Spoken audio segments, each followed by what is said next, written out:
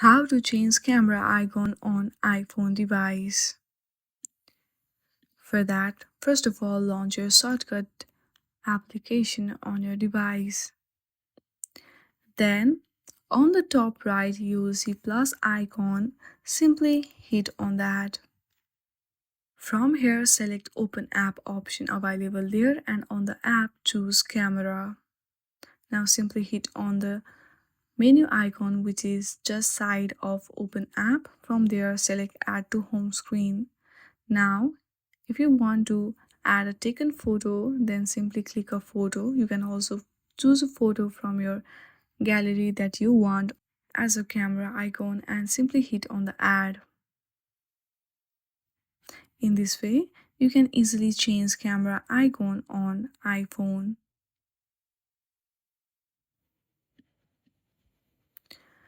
I hope you like this video. If you like this video, then please do not forget to like and subscribe to our channel. Thank you for watching.